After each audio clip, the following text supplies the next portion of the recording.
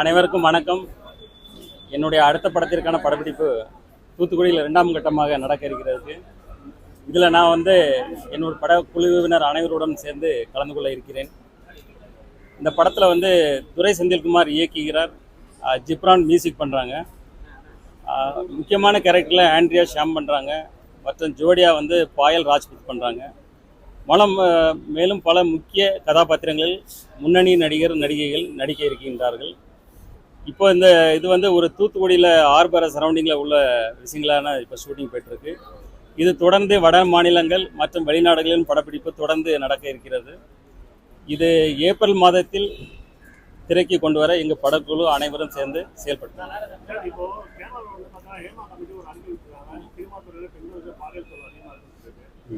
தமிழ் சினிமாவில் பார்த்தீங்கன்னா பாலியல் துறையில் புகார் இருக்கக்கூடிய நடிகர்கள் 5 ஆண்டுகள் தலைவர்கள் சொல்லியிருக்காங்க. ஆனால் தமிழ் சினிமாவை இப்போ பார்த்தீங்கன்னா நடிகர்களை நம்பிதான் இருக்க தவிர ப்ரொடியூசர்களை நம்பி கிடையாது. எனக்கு ஒரு பெரும் நடிகர் யாரும் முடிவு பண்ணுறதா வந்தால் ப்ரொடியூசர். ஸோ அந்த பட்சத்தில் எப்படி ஒரு ப்ரொடியூசர் நடிகருக்கு தலைவருக்கு இதை எப்படி சாத்தியப்படுது? இல்லை, குற்றச்சாட்டு உறுதியானால் கண்டிப்பாக அது 5 வருஷம் தடைன்றது வரவேற்கத்தக்கதான். அதே போல் கேரளாவை பொறுத்த வரைக்கும் ஹேமா கமிட்டியுடைய அறிக்கையை உயர்நீதிமன்றத்தில் தாக்கல் பண்ணியிருக்காங்க. ஸோ அது அந்த உயர்நீதிமன்றம் தக்க உத்தரவு பிறப்பிக்கும் என்று நம்புகிறேன்.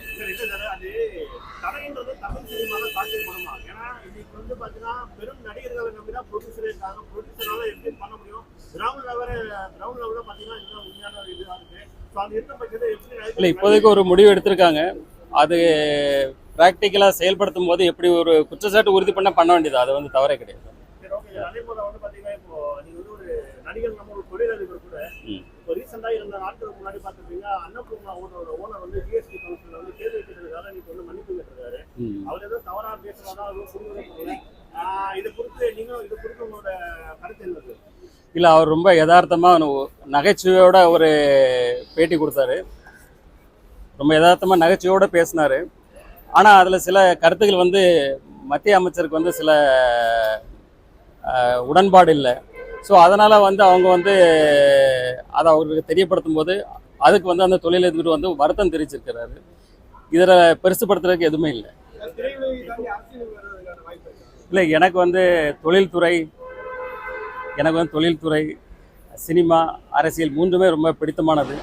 ஸோ 3லுமே இணைந்து பயணிப்பேன். சார், இப்போ பார்த்தீங்கன்னா பெரிய படங்கள் ஈஸியாக வந்துடுது. ஸோ கதை தான் முக்கியமான ஒரு வார்த்தை சொல்கிறாங்க. ஆனால் கதையோட படங்கள் ரிலீஸ் ஆகணும் நேரடி படம் உள்ள ஒரு நடிகர்களோட படம் தான் நீங்கள் ரிலீஸ் ஆகிடுது. ஸோ இது எப்படி சாதிக்கிறது? இல்லை, இப்போது அதே போல் இந்த மகாராஜா ப்ளஸ் இந்த டிமாண்ட் காலனி, அதே போல் கழுகு, இதே போல் படங்கள்லாம் நல்ல ஒரு வெற்றிகரமாக அமைஞ்சுது. நல்ல ஸ்டோரி, கண்டென்ட் ஓரியன்டாக போச்சு. ஸோ பெரிய ஸ்டார் படம்னும் போது அவங்களுக்குள்ள கமர்ஷியல், அவங்களுக்குள்ள எதிர்பார்ப்பு, அதுக்குள்ள ரசிகர்கள், அது ஒரு ஃபேண்டசி ஃபிலிமாக நம்ம பார்த்துட்டோன்னா அது 2மே ரசிக்க தான் வேணும். 2மே வெற்றி அடைய தான் செய்யணும். அதான் என்னுடைய படம் ஒரு ஆக்ஷன் த்ரில்லர் ஓரியன்ட் படம் தான். படத்தை முழுக்க ஒரு ஆக்ஷனாக பார்க்கலாம். ஆக்ஷன் ப்ளஸ் கண்டென்ட் இருக்கும்.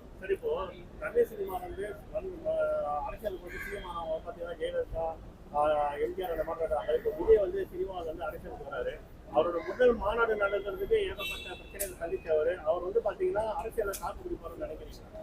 இல்லை, அரசியலில் இன்னைக்கு நான் சொன்ன மாதிரி மும்முனை போட்டிகள் தான் இந்த முறை இருக்கும்.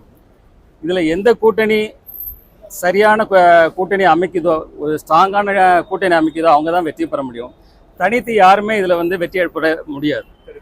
கூட்டணி பார்த்தீங்கன்னா திமுக கூட்டணி தற்போது ரொம்ப பலமாக இருக்கு. அதிமுக பார்த்தீங்கன்னா ஒரு சில கட்சிகள் வச்சிருக்காங்க.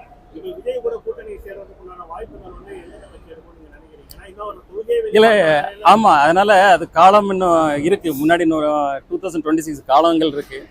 ஸோ அதனால் அதை பொறுத்து இருந்தால் பார்க்கணும்.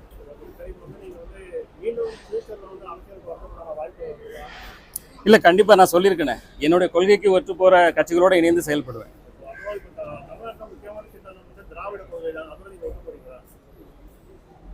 திராவிட கொள்கை கண்டிப்பாக ஏற்றுக்கொள்ளப்பட்டது தானே, எல்லாராலும் ஏற்றுக்கொள்ளப்பட்டது தானே.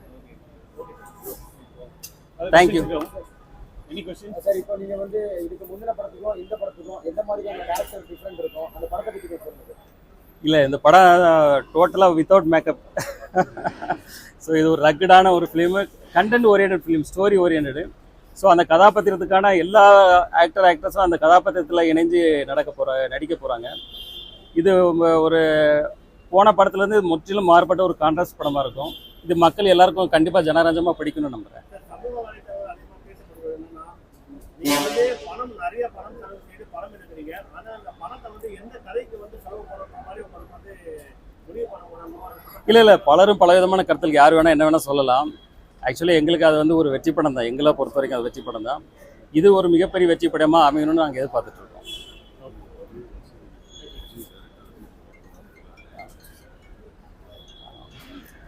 இப்போ வந்து தமிழக முதல்வர் வந்து இன்னைக்கு வந்து வெளிநாட்டு பயணத்தை முடிச்சுட்டு வந்திருக்காங்க.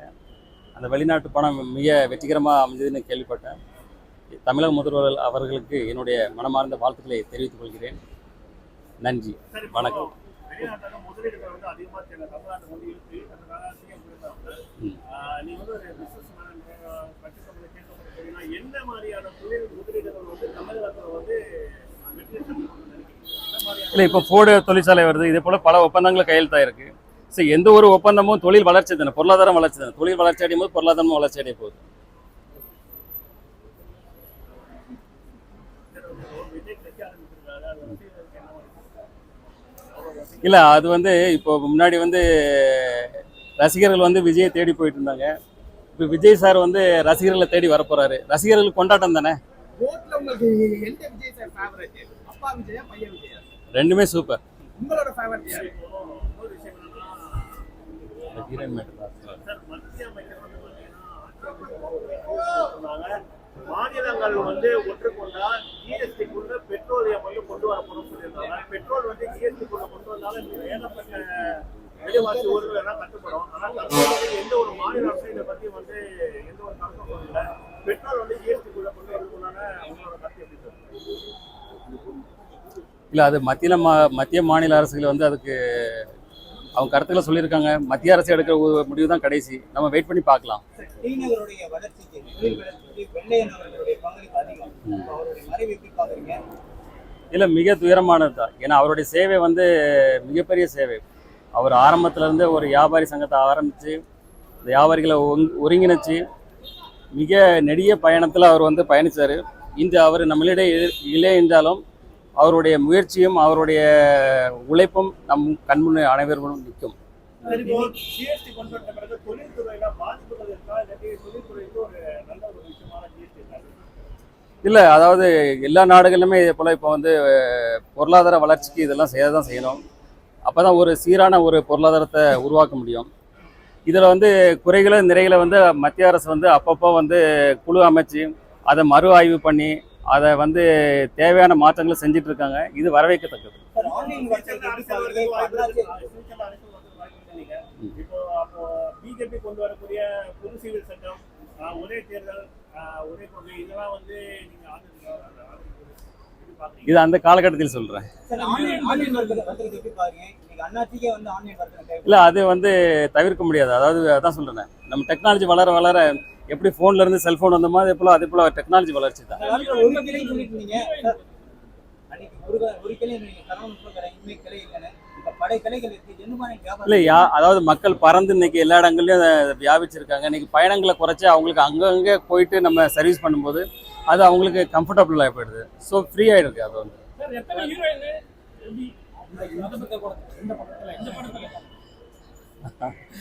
ஒரே ஒரு ஹீரோயின் தாங்க இந்த படத்தில் ட்வீட் பாடுறோம். மக்களுக்காக எந்த ஒரு போராட்டத்திலும் கலந்து கொள்ளாம கையில் எடுக்காம விஜய் வந்து கட்சி ஆரம்பிச்சிருக்காரு. மக்களுக்காக எப்படி செயல்படுறாங்க? அறிக்கை மூலியமாவே நீங்க வந்து கண்டனம் தெரிவிக்கிறது வந்து இல்லை அவர் இப்போ தானே ஆரம்பிச்சிருக்கிறாரு. இனி அவர் செயல்படட்டும். செயல்படும் போது தான் நம்ம அதை பற்றி நம்ம கருத்து கூற முடியும். ஏன்னா வெளியிடுற கண்டனங்களும் கூட வந்து பாத்தீங்கன்னா கான்ட்ரவர்சியா இருக்கிறது மட்டும் தான் கண்டனம் தெரிவிக்கிறாங்க. மற்ற எந்த விஷயங்களும்